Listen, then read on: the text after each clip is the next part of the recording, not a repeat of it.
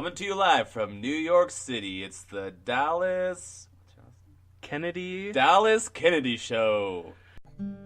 You and me together. Constant companions forever. Talking about things like weather or not. Take some time out of your week. Listen, and then you will see. You'll see. How much you enjoy our show. Or not.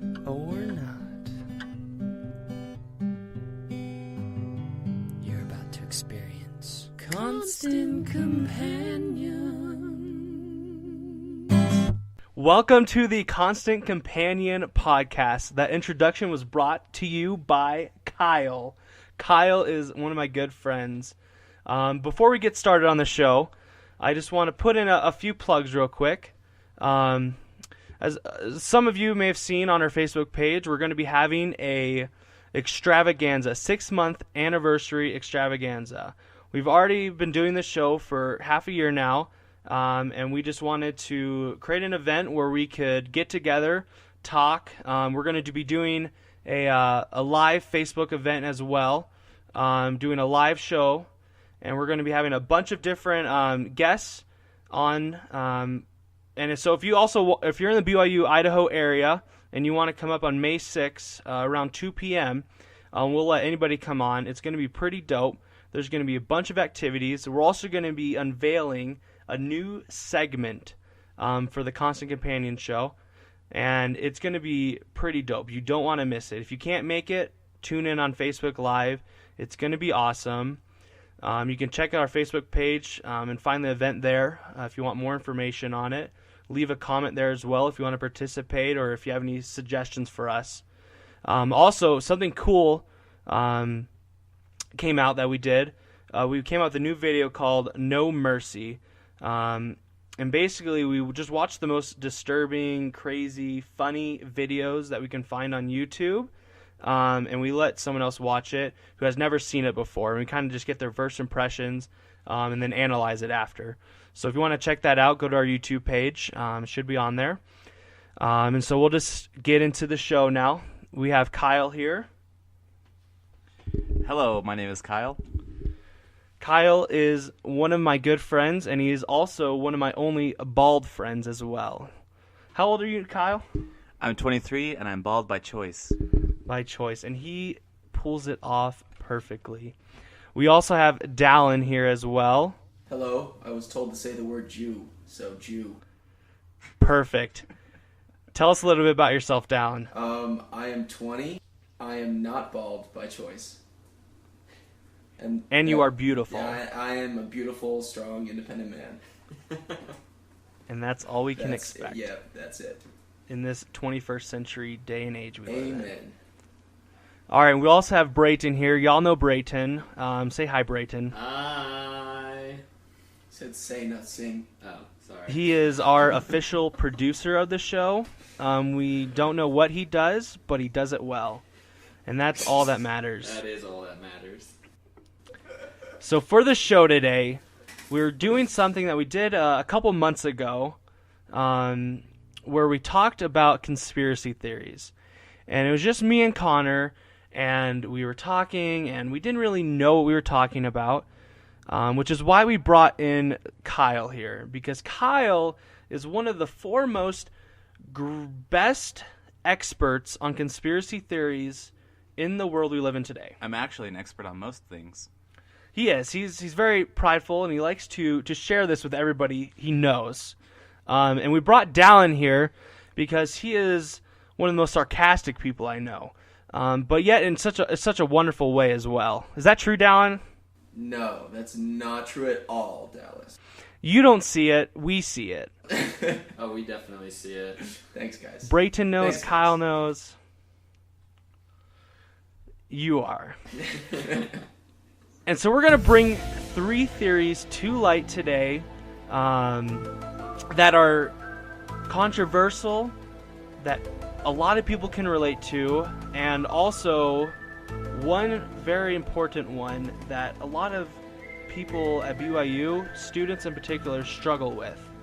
So the three theories we're going to talk about is the 9/11 theory. There's a whole bunch of different stories, ideas that are surround the 9/11 theory. Then we're going to talk about the 10 tribes. What happened to the 10 tribes? Where are the 10 tribes at? And then we're also going to talk about BYU Housing Conspiracy. And that one is probably going to be the most controversial one that we have. And so we're just going to have Kyle start out with the 9/11 theory, just explain it, share your thoughts about it, and then we'll go into a little Yahoo answer segment as well. We'll give our thoughts on it. Okay, so I have a question for all of you. And callers out there, just call in if you want to answer. Anyway, how many buildings were hit by a plane in New York City on 9/11? I think 2, right? Is that right? Yeah, there were 2. Now, how many buildings fell in New York City on 9/11? 3. More than 2. Yeah, it was 3. What's the third one? How does everyone know that the third building fell? What was it and why did it fall? Scheduled for demolition, wasn't it? And it just happened the same day. That's what I've heard. Brayton, thoughts, Dallas? Honestly, I recently heard that there were 3 buildings that fell, so I'm probably not the best person to ask. Did you just guess the number 3 a second ago? No, I heard about it a while ago. Okay. I'm not sure why the third one fell. When I was looking at the footage, it looked a lot like demolition. So I don't know if there's demolition scheduled for that day or what. I'm not sure. I'll tell you what, there was a demolition scheduled for that day, but only the government knew about it. Am I right? Really? Whoa. What do you mean only the... Anyway, What? if you watch the film, you'll see that 3 buildings fall. The 2 that were hit by planes, and 1 that was not hit by a plane, and they all fell in exactly the same way, which leads you to believe that the same thing caused them to fall, which was bombs planted by the government. Now, the third building that fell is known as Building 7. It was smaller than the other 2, built in 1985. It held a bunch of financial institutions, and importantly, offices for the IRS, the Secret Service, the CIA, the SEC, and Rudy Giuliani was mayor, and he had established the Mayor's Office for Emergency Management, and that was also held in Building 7. Okay, quick question. Why would the mayor want the building that was in charge of emergency management to be demolished? Tell me that. Yeah, that's a good question. Let's just head over to why 9/11 even happened in the first place. Oh, perfect.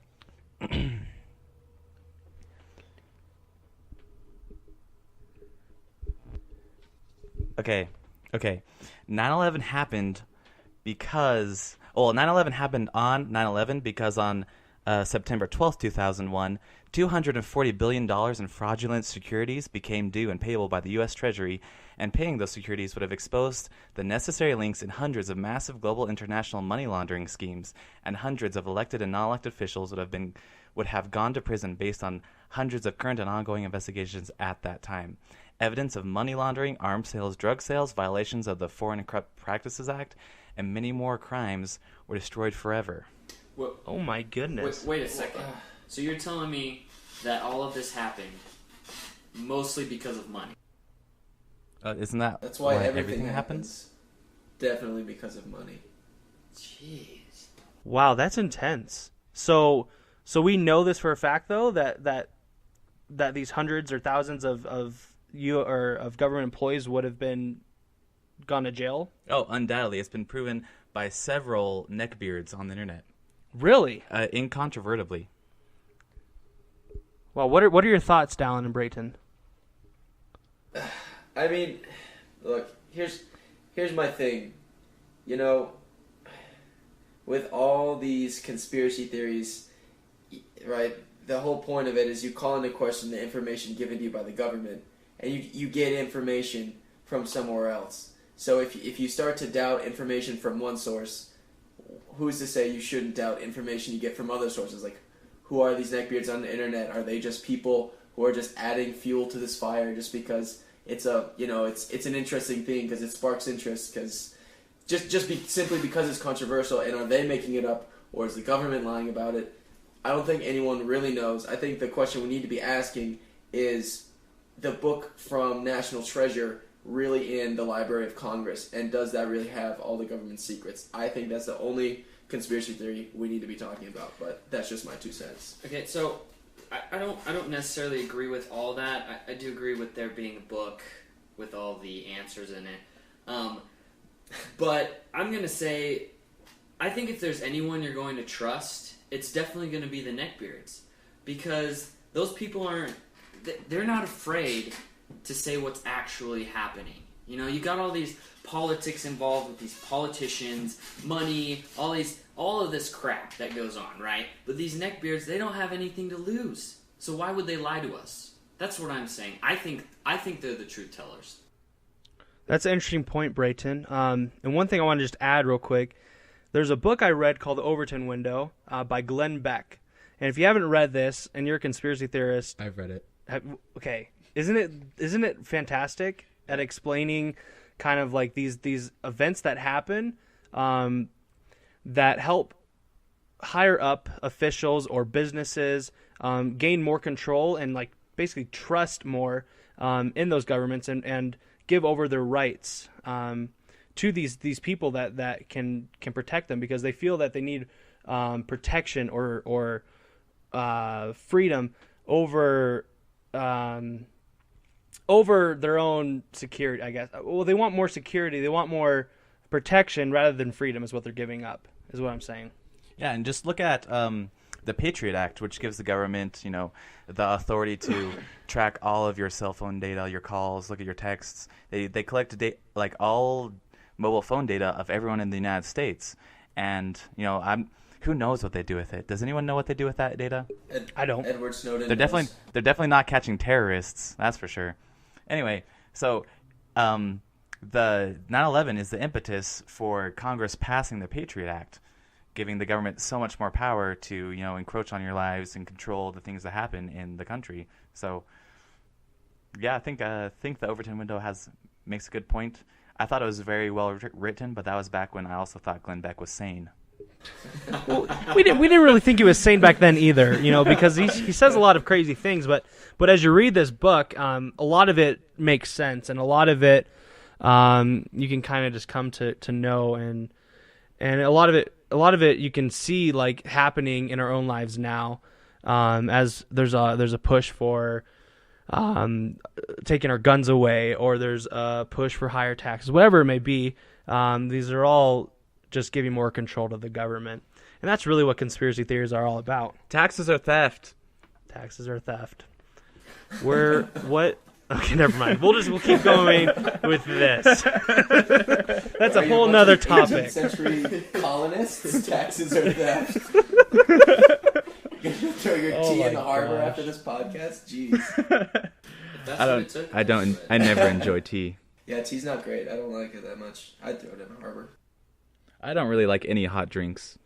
Hot drinks are not for the belly. Do you know that? No. All right, so moving on a little bit, we want to move into our Yahoo Answers portion. We looked on Yahoo Answers about 9/11 conspiracy theories, about these different ideas that people have. And there was one question that I found. One guy just wanted to know what the most ludicrous 9/11 conspiracy theory was. And one of the answers was from AK6702. I don't know what that name means, but he's there. And he gives a list of maybe like 10 to 15 different ideas that happened or theories that he has about 9/11. And so maybe I can just read a couple of these and you guys give me your thoughts on them. The first one he gives us was that the planes were holograms projected over missiles using ultra-secret alien technology used by the CIA. Yes, I have heard that we used stuff from Roswell crash in 1947. Do you think that could be true? Do you think those planes could have just been covering up a missile that was going to these buildings? I have seen plenty of planes flying, through the sky, but I've never seen a missile, so it seems plausible. There he is. How about you, Dallin? I mean, not that I'm going to lend credit to any of these conspiracy theory, madness, but I think that's not entirely unbelievable. I feel like the government has the technology, to do that. I mean, it's just a hologram. It's like a really high tech projector. I don't know. It could be done. I think it could be done. You know, I'm gonna say something. I'm into some pretty crazy stuff. I mean, I could almost believe that, but you know, why try to hide the missile? I mean, if you just a plane's good enough. I don't know why you have to hide the missile. A plane evokes like that sort of terror of like, oh, there were people in there, like there were innocent citizens, like these evil terrorists came and they hijacked these plane with these people inside. If it's a missile, it's like, all right, yes, innocent people died, but it couldn't happen to me. I'm not going to be inside a missile and then boom, a terrorist is going to hijack my missile because you're not like ever on a missile. But that's another. That's another thing. I mean, you got all these. I mean, there's like movies about the people that were on the plane. I mean, I don't know. It's a little far fetched. I wouldn't put it past the government, but it's a little far fetched. This is another one of those things where you just have to follow the money. You know, after 9/11, planes were grounded for a couple of days. It's important to know that all of the major airline stocks took a big hit, so everyone who was in a short position on those stocks could have made millions of dollars. And there was extra trading activity right before the planes hit the towers. So if you look at the paper trail, the trading activity, does it seem likely that people knew that planes were going to hit? Yes, it does. That's very interesting. Let's move on to another theory that they have. And this kind of goes with what Kyle was talking about at the beginning of the podcast, is that the towers were brought down in controlled demolition, and they used microthermite to weaken the floors. And if you don't know what microthermite is, basically it's just a composition of metal powder, fuel, and metal oxides. And when it's ignited, it undergoes like an exothermic reduction oxidation. This is just from Wikipedia, so a lot of this may not make sense. But basically, it can create brief bursts of high temperatures in small areas, and maybe these high temperatures create such heat that it could bring down those strong metal structures of those towers. I don't know. What are your thoughts on this? Well, obviously something had to be used because jet fuel can't melt steel beams. Furthermore, I mean, Israeli Israeli agents posing as art students had the entire 91st and 92nd floor of at least one tower. And they had gotten permission somehow to, have free reign on those floors. They had construction passes and 24/7 hour access. And you look at these theories. Israel obviously had a motive to plant thermite and bring the towers down so that the United States would attack some of their enemies in the Middle East. Interesting. And one other thing to add with this, he says that this one could be a tall tale, but he says that Bush hired a bunch of ninjas. What? I said it right, ninjas, to sneak into the buildings as soon as he won in the lower half, or in 2000. So as soon as he won the presidency. And they used an ultra-cool patch that went on the grinders. All this happened in a year also. That is why the lower half didn't break up. They ran out of time. That pesky ninja union wouldn't let them work overtime. You know what, though? If you're going to get someone to do your dirty business, ninjas. Ninjas are a good way to go. Yeah, that's the way to go. That's how I get all my dirty deeds done. I believe it. Ninjas. Yeah, no. Yeah, I think the ninjas definitely the most believable of the theories we've heard so far, I think. I think Dallin's being sarcastic. I'm 100% serious. I'm deadpan serious, Brayton. Ninjas are serious business. I would never joke about a ninja. Absolutely not. You never know when they're going to come. Yeah, there could be a ninja. You never know when they're going to leave. Now. They probably This is good. They probably are. Oh my goodness. All right, one final theory for 9/11. And this one is a little bit more far-fetched, but also is just crazy enough to be true. Is it lizard people? The Illuminati? It's Did you just say Hillary Clinton? Drop the mic. Wow. No, he says it was a new Akai from Nerbu. In other words, evil aliens from the 10th planet came and basically destroyed these towers. And he says that there are sites up that maintain that that it was a UFO that were behind the attacks. Soon after 9/11, Art Bell had a Coast to Coast. If you don't know what Coast to Coast is, it's a paranormal show in the middle of the night. It's awesome. Listen to it. But they said that it was UFOs and they want mankind enslaved. And what better way to do that than to take down the basically central monetary funds and business transfer buildings in the world, as the World Trade Center was. And so that's one way to enslave it, through taking the money and the trade between all these countries down. What are your thoughts? That makes sense, because if you can take out the free market, that's what gives people their freedom. And obviously they decide at the end to not hit the Pentagon. They didn't hit any government buildings because it's the government that's really enslaving the people. So by not hitting the government buildings, they're just furthering their cause. I totally agree with Kyle on this one. I mean, it just makes sense. It does. I mean, I think really what happens is, yes, I think these aliens definitely were here and they definitely did have a hand, but I think Bush hired ninjas to manipulate the aliens into thinking they were manipulating us, and in the end, we are actually going to enslave this alien race, because I certainly believe in aliens, and I certainly believe in ninjas. So I'm just saying, put 2 and 2 together, and you get 7. So. And who would suspect a Texan president? Exactly. Who can barely speak the English language, it seems like sometimes, but yet he seems so innocent because he looks so pure. And so who would expect him, of all people, to hire ninjas to take down those buildings? No one. Oh, Kanye West. Kanye West saw right through him. Kanye he knows West that Bush 2020. hates black people. Well, Kanye West also hates Taylor Swift, and so let's not go into that. All right, let's move into another theory that hits a little bit closer to home, that we all can really just relate to and feel to. And so let's go into the 10 tribes theory. Can you explain that for us, Kyle? All right, we'll be featuring 2 separate 10 tribes theories today. The first one, not as exciting. When the 10 tribes left to the North countries, they entered an opening close to the North Pole, because the Earth is actually hollow, right? So they went into the Earth where there's another sun, and they're living in there now until the last days when they leave. So just ponder that for a second. Let that sort of percolate through your mind. 10 tribe theory number 2. Similar to what he did with the city of Enoch, God took a piece of the earth that had the 10 tribes on it, pulled it off of the earth, and sent it flying through space.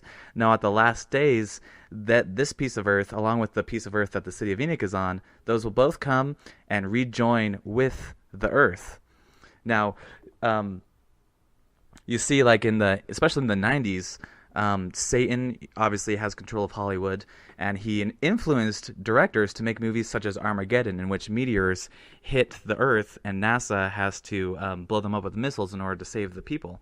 So, Satan is using these movies to legitimize blowing up meteors with missiles, so that in the last days, when these 2 pieces of Earth are coming back to join with us, so that the populace and the scientists will want to blow them up with missiles and thus frustrate God's plan. That's actually not a bad point. You know what? I think it's a little bit of both. I think some people, some of the tribes, hid in the earth, in the core, and they're just waiting to come out, and some of them were taken. So I honestly, I think it was a little bit of both. It makes more sense to me that way. So you're thinking it's a mix of those 2 theories then? Oh yeah, that's the only thing that makes sense to me. A mix. Huh. I mean, I think I agree with Brayton. I think it's definitely both, but I think that the Earth is probably most definitely flat. And so they ended up wandering off an edge and falling onto the giant turtle that the Earth is currently on, this giant turtle walking through space. which God obviously, tells the turtle how fast to walk and feeds it and takes care of it and such. I think they fell off and they're just kind of chilling, like maybe on the turtle's like foot or like the edge of the shell. And then also there's a part that they're in space and they're floating around up there. I think it's a mixture. What is the turtle walking on, Dallin? It's just walking in space. It's Floating. It's walking. It's like moving forward constantly, but it's in space. It's not walking on anything. Did you hear that, everyone? The turtle is walking through space. Checkmate, atheists. Yeah, that's right. 1 point Christianity. 1 point creationism. 0 points atheism. And I guess you could relate that to the folklore. What is it? The turtle and the hare or something? We're on the turtle right now, and the turtle eventually is the one who wins. Whoever is on the hare, or the rabbit, I guess you could say, is the one who loses. So as long as we stay, this is just religion right now, okay? Yeah. This is like God, okay? We want to stay with God on the turtle, even though it's going slow, even though sometimes life just sucks, because you're just looking at the same thing over and over again, because the turtle's not really going anywhere, it seems like, but he really is. He's going to win. And sometimes we just want things to go fast. And so that was my little spiritual message. I don't know if it really made sense, but that was really great. Yeah, that was amazing. I feel uplifted. Yeah. Thank you. All right, listeners, if anyone tries to tell you that the Earth is round, I would just hope that you remember the lessons we learned from the Challenger. When they launched that ship trying to get to space, they hit the dome that covers the flat Earth, and it exploded. So it's just the Icarus story. You have to know that men have limits, and you can't go further than the dome that covers the Earth. Dude, this can go into the same with the turtle theory. The dome is the shell of the turtle, and we're just underneath the shell, right? We're on the body of the turtle. Also possible. There we go. Yeah, no. Wow, this is some real experimental philosophy right now, Dallas. I'm just trying to make this fun because, and this is also truth, because if there is a dome, the dome represents a shell, we're on the body, and what the core of the Earth represents is like the intestines or the insides of this turtle, but it's a celestial turtle, and so it's obviously celestial. Yeah, it's obviously celestial, and it's beautiful. I don't know. It's just beautiful. Have you seen the movie Armageddon? Or The Core? Is the movie The Core? Where they go to the center of the Earth? Isn't that Journey to the Center of the Earth? No. That one has Dwayne Johnson, and that guy is hot. That guy is hot. I'm talking about the one where they take that giant worm-looking tube into the center of the Earth to save the Earth, and like they blow up atomic bombs in the middle of the Earth to like turn the core around so it is back to normal, Okay, I guess. So like, well, that's just crazy. That's just crazy. Look. I mean, to the whole point of the turtle being celestial, you've heard the saying, "Cleanliness is next to godliness." If you really think about it, turtles are the cleanest of all the animals in the whole animal kingdom.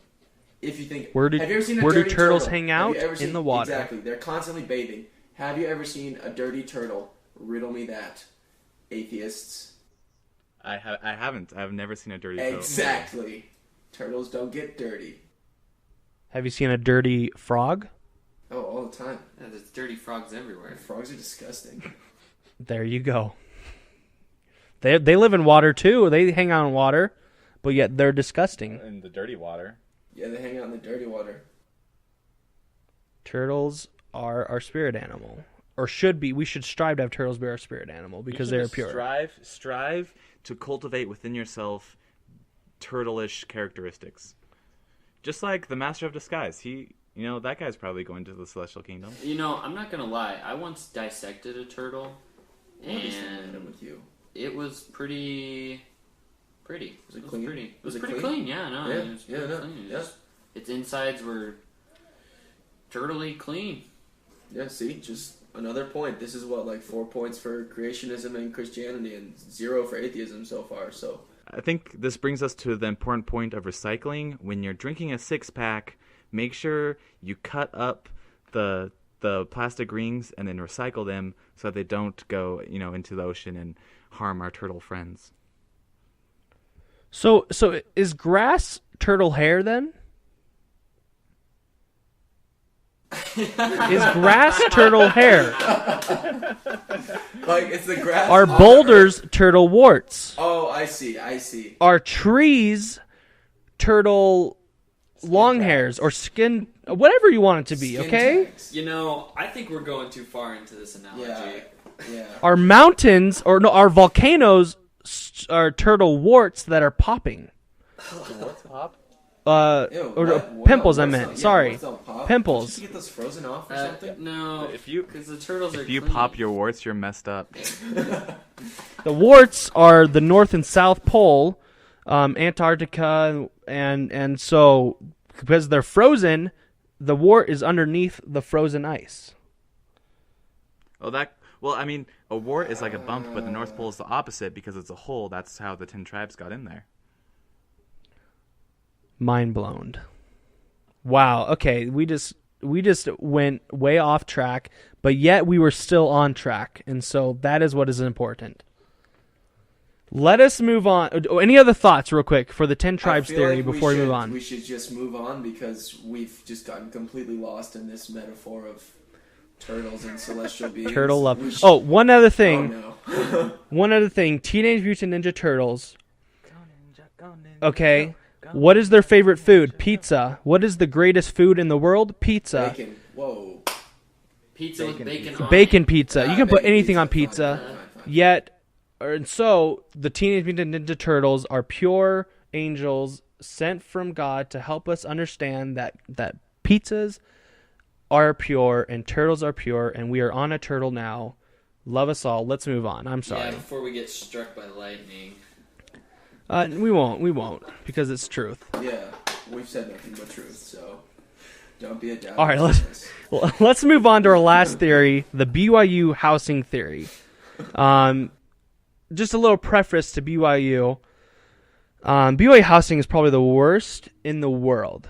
There's BYU on-campus housing. I mean, it's the worst in That's just so dude. modern first world country. The first world problem. Okay, whatever. I stand by my statement. It is the worst. You have 3 on-campus housing places you can go to. You have Heritage, Helaman, and Y-View. Y-View is kind of like on the outskirts. It's where a lot of married people go. Heritage is just for like the ritzy people, but yet who still want to have someone they live with. Helaman, it's like a dorm. It sucks. And then there's off-campus housing. And what sucks about off-campus housing, if you're single and you want off-campus housing, you have like a square box around BYU campus that you can choose from that is BYU-approved housing. And so it's very limited to where you can go. And that hopefully leads into Kyle's theory on BYU housing. All right. Well, I mean, yeah. So in order to live somewhere as an unmarried student, it has to be approved by BYU, and you have to live the honor code, and it's just bad for students, honestly. The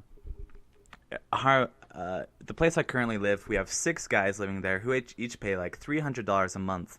That's almost $2,000 for an apartment. Which, I mean, if that were on the market, anywhere else, it would be like maybe $700, $800 a month. So we're paying more than double what it's worth because BYU has artificially limited the supply of housing.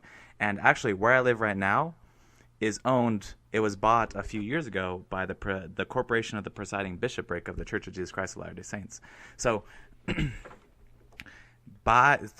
theory is BYU limits the places you can live to drive up prices and drive down their own costs because they don't have to worry about competition. They don't have to worry about modern appliances, maintaining it adequately, or having good management because there's no place else for people to go.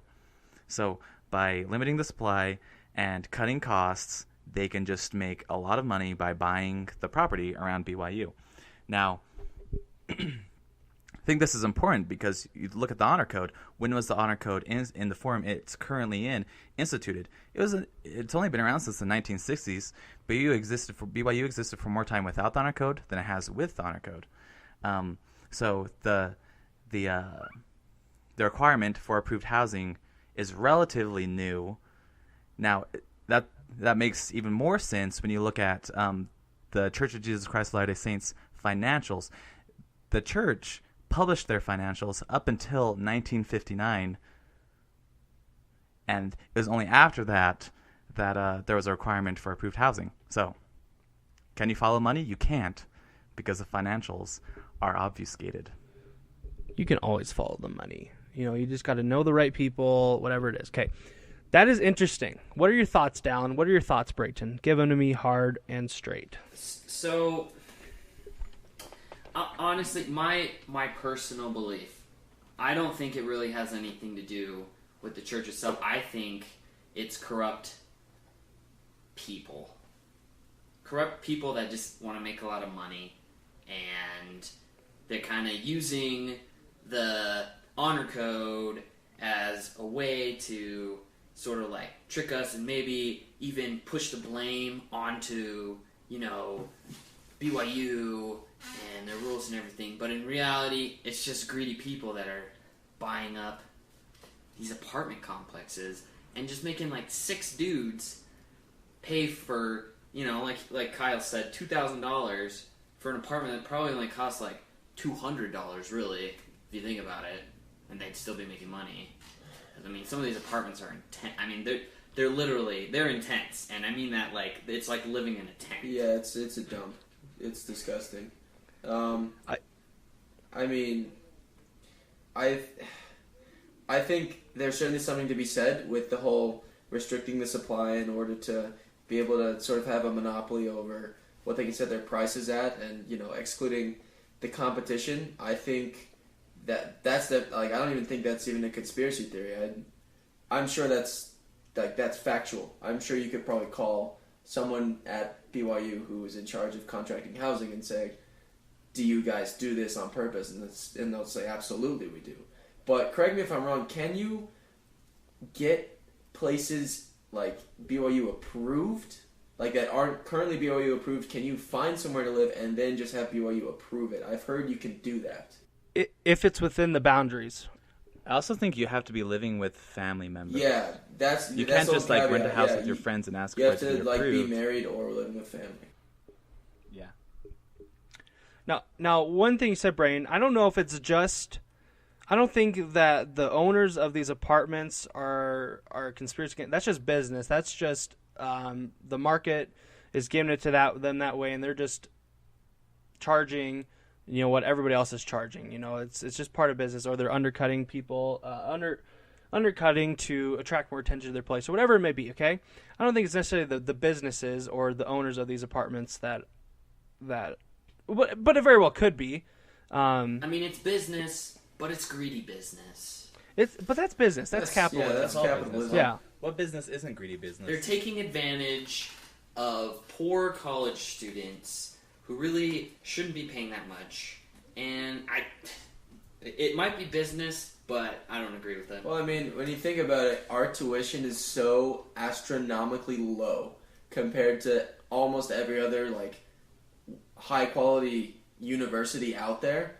Like, I pay for 2 semesters plus housing plus food for less than some of my friends just pay for room and board at their schools. So, I mean, honestly, if it is just greedy business, I'm okay with that, because I could be going to school somewhere else where it's costing me $50,000 a semester versus here. Let's look at those low tuition prices. So first of all, let's look at what does BYU get from the low tuition prices? They get really high rankings on most college rankings. Oh yeah, absolutely. College rankings, because they give you a good education at a very low price. So that just boosts their rankings and their prestige. And so you think, oh well, is BYU just, I don't know, doing that out of the goodness of their hearts, or do they lower the tuition to boost their rankings and then just make up the extra that they're losing on the housing racket? I personally think that they're not doing it for the rankings. I think that may be just a benefit of it, but I think that they're doing it to help, because one of the mission of the church is to help us get an education, help us become smarter people, and that's really what we carry with us in the life after is our education, our knowledge that we gain. So I think their main motivation is to help us gain an education, but maybe that's just another benefit that comes from it. I definitely agree with that, Dallas, because, I mean, they're helping us, you know, they're lowering the cost and everything, and so what if they benefit from that? You know, that's just a blessing for them, you know? So I totally agree with that, Dallas. I mean, it also makes it better for the students who go here if their college is ranked highly. If, like, let's say we paid the same amount for housing and tuition, but BYU was last on everyone's rankings. It'd be like, oh, you know, big deal, you go to BYU. But now you can say, yeah, I graduated from BYU, I have a degree from BYU, and people all over the country, all over the world can recognize that as, oh, you've come from a very prestigious college. And I mean, so I think it's not only a benefit to BYU, it's a benefit to us as well. It's pretty dope. Yeah, I mean, when you think about it, they're doing us a real solid. Hey, I'll tell you something about Prestige. That's a very good movie starring Christian Bale. Yo, that movie, gosh. Oh my goodness, dude. Mind just splattered across the walls. Just gray matter everywhere. When the ending of that movie hit me. Jeez. I was just blown away. Did anyone see that coming? I did not see that coming. I didn't. Now it was like Sixth Sense, you know? I was just like, what? He was dead the whole time. Spoilers. Dude, I haven't seen Sixth Sense. Oh, I'm sorry. Okay, gosh. It's been out for like 20 years. You have no right. Okay, you have no right to be upset at that. All right, you should have already seen it. Oh well, in The Office, spoiler alert: Jim and Pam get married. So there. Well, jokes They on also you. have a baby, and Already spoiler saw alert. it. Whatever. Never mind. No spoiler there. Okay. Hey, good man, Kyle. So I feel left out. I need to see Prestige. Is that a pretty good movie then? It's a very good So movie. good. All right, I'm going to see it. Yeah, absolutely watch it. All right, is there any other thoughts on this BYU housing theory? I think I said my piece. You said your piece. President Worthen, if you're listening, you don't know my last name, so ha. Kevin, pay special attention to what we're saying. Oh, gosh. No, but All right, seriously, Dallas, time- it'd be cool if you like called up BYU or something on a future podcast and asked them about it just quickly. Just have a phone interview. I think that'd be cool. That's a genius if they would idea. answer your questions, that'd be pretty dope. But anyway, yeah. Yeah, absolutely. I agree with that. I will do that. Look out for that. All right, any final words before we end this podcast? Kyle, you start first. I just want to say,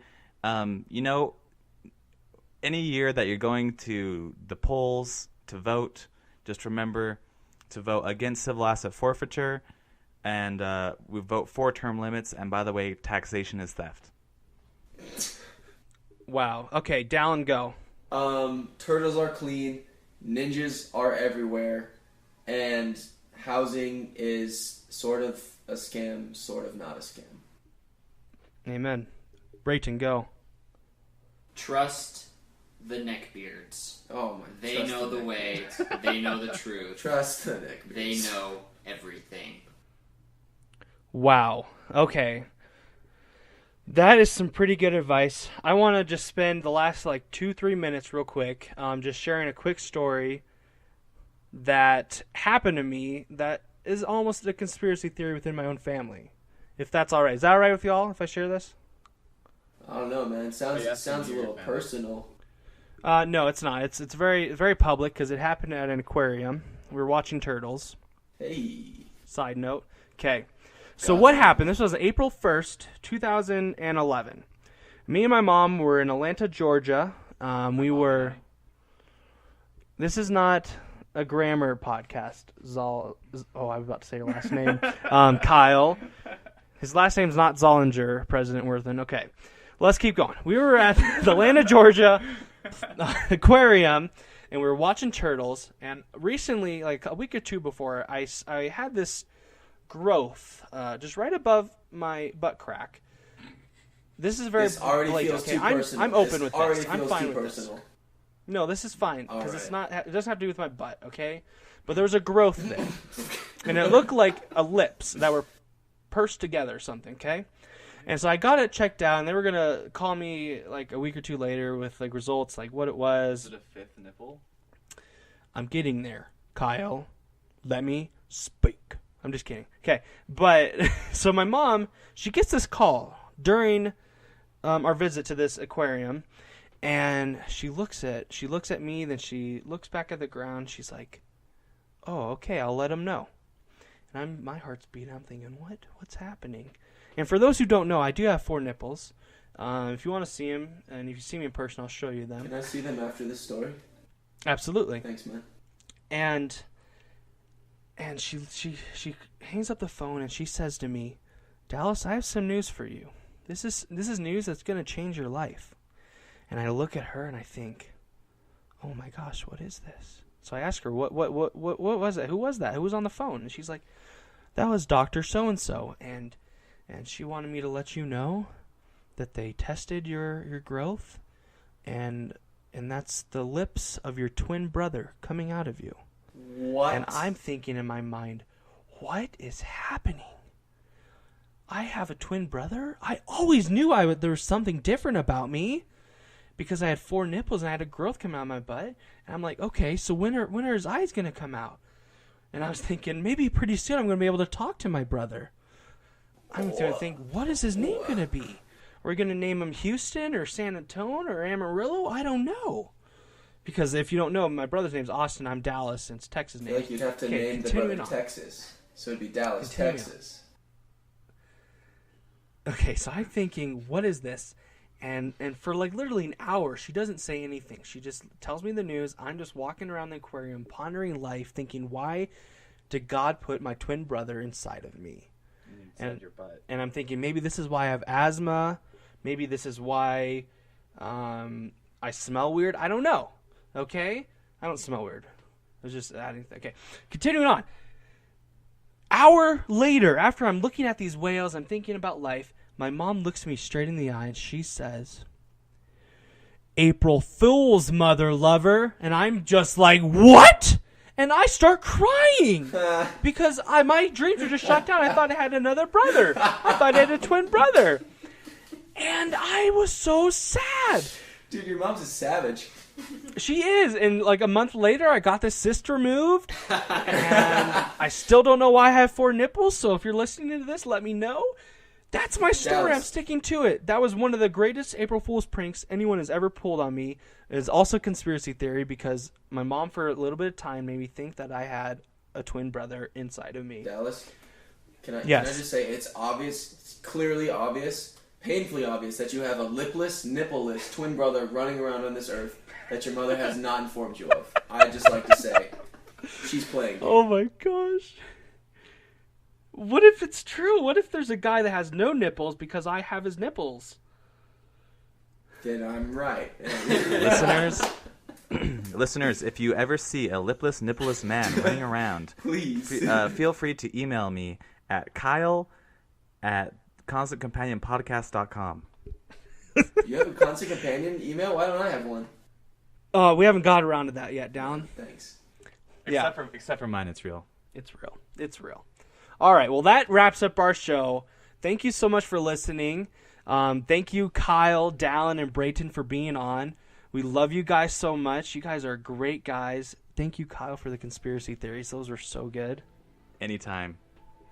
Thank you, Dallin, for your input and your sarcasm and your additions to these theories that are really important to people's lives. Jew. And Brayton, thank you again for being on. And for those of you who haven't noticed, Connor isn't on the show either right now because he is getting ready to go back to school. He leaves tomorrow for school, and so he's just finishing up packing and getting ready. And so he's busy. We wish him love. We wish him luck, and we wish him happiness in his journeys to BYU, Idaho. I'm sure the housing situation is better there. Probably not. Probably not, no. Since Since BYU, same thing, whatever. Same thing, different Conspiracy everywhere. It's all owned by the same people. All right, well, we love you all. Thank you so much for listening. Again, you can follow us on Twitter, Facebook, Instagram. You can find us. We have a new website out called ConstantCompanionPodcast.com. You have all the shows up there. We have our videos linked there as well. All our social media pages are there, so go check it out. We love you all. Also, come May 6th to the extravaganza that we're having at BYU, Idaho. More information to follow. Also, if you're not in Rexburg on May 6th and instead you're in Salt Lake, you can find me at the Masonic Temple Open House. Ooh, I heard about that. That's exciting, I guess. I don't know. I don't know much about Masonic temples, but I'm sure excited to hear from you, Kyle. Maybe we'll get a report next time. Awesome. Well, thank you so much, and have a good night.